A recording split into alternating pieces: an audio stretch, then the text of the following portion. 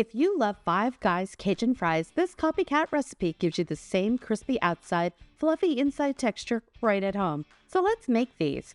Start by cutting russet potatoes into fries, leaving the skins on for that authentic flavor. Soak them in cold water for at least 1 hour to remove excess starch, then dry them very well.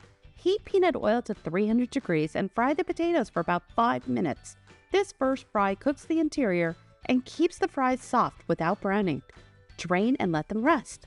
Then raise the oil temperature to 375 degrees and fry again for about 4 minutes or until the fries are golden brown and extra crispy. While these fries are still hot, toss them generously with Cajun seasoning so every bite is packed full of flavor. Serve immediately and enjoy restaurant-style fries at home. Get the full recipe at copycat.com. And hey, if you're looking for more great Copycat recipes, be sure to come to copycat.com.